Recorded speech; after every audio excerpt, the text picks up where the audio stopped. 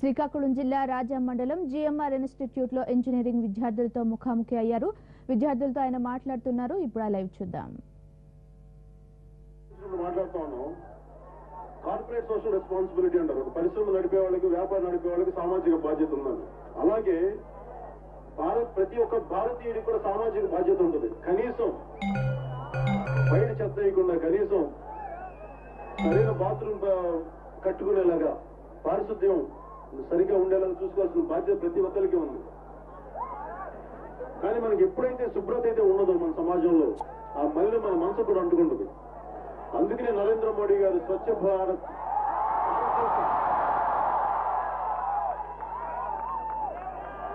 అది ఎందుకు దానికి నేను ఏదో ఒక భారతీయ జనతా పార్టీ స్లోగనో లేదంటే ప్రధానమంత్రి గారి స్లోగనో కాదు, ప్రతి ఒక్కళ్ళు పాటించాల్సిన, మన నిత్య జీవితంలో మనం పాటించాల్సిన విషయం అది. సో నాకు మిమ్మల్ని అందరినీ చూస్తుంటే నాకు ఇలాంటి చాలా ప్రత్యేకమైన ఆనందం ఉంది. నాకు సినిమాల్లో యాక్ట్ చేస్తే వచ్చే నాకు ఆనందం కంటే, సినిమా హిట్ అయితే వచ్చే ఆనందం కంటే కూడా ఆత్మీయులు ఇలా కలుసుకొని ఎంతో కొంత పంచుకోగలిగే వచ్చే ఆనందం నాకు సినిమాల కంటే కూడా కొన్ని వందలు ఎక్కువ.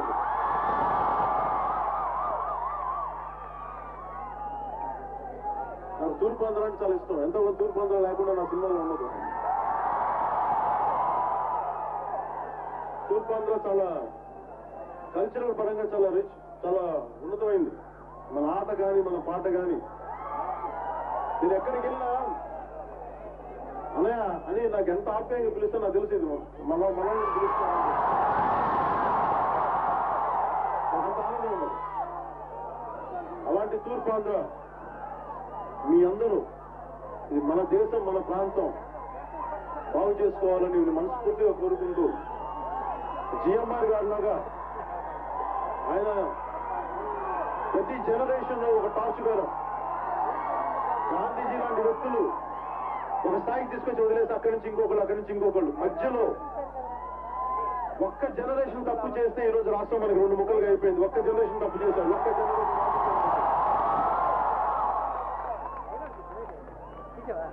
మీరు చదవండి, విజ్ఞానం పెంచుకోండి, సామాజిక బాధ్యత పెంచుకోండి. కానీ ఎవరైనా తప్పు చేస్తే కూడా నిలదీయండి. ఎందుకంటే ఒక్క జనరేషన్ చేసిన తప్పులకి ఈ రోజున మనకి రాష్ట్రం రెండు ముక్కలుగా విడిపోయింది. ఇబ్బందులు పడతా ఉన్నాం, ఇలాంటి పరిస్థితుల్లో ఉన్నాం. దీనికి కారణం నిలదీస్తే చైతన్యం ఉన్న యువత లేదు, మీలాంటి విద్యార్థులు లేరు.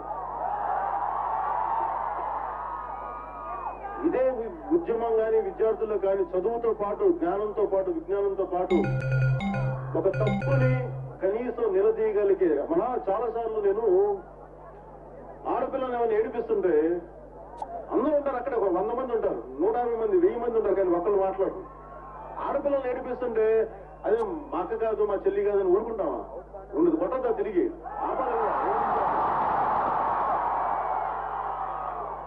ఎలాంటి సమాజం కావాలంటే మనకి ఒక ఆడపిల్లని కనీసం కన్నెత్తి చూసి చెయ్యి పట్టుకుంటే లాగి పెట్టి కొట్టే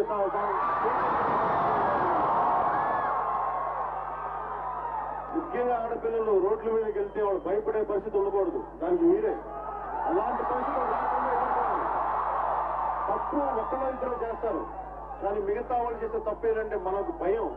ఎందుకులే మనం మీరు ఒక్కసారి కలిసికట్టుగా ఒకళ్ళు ఉండండి, ఆ చేసే ఒక్కడు పారిపోతారు.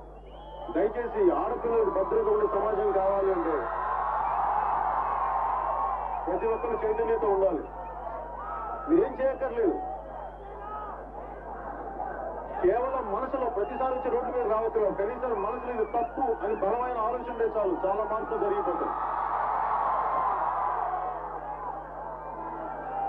సో మీ అందరికీ నేను ఏదైనా పంచుకునేది ఇదే. అందరికీ పేరు పేరు నాకు ఇలాంటి అవకాశం ఇచ్చిన ప్రతి ఒక్కరికి, అన్నదమ్ములందరికీ, అక్క చెల్లెలందరికీ ప్రత్యేక కృతజ్ఞతలు తెలియజేసుకుని నాకు ఇలాంటి అవకాశం ఇచ్చిన జిఎంఆర్ గారికి, ప్రతి ఒక్కరికి నా హృదయపూర్వక ధన్యవాదాలు చేసుకుంటాను. జై హింద్.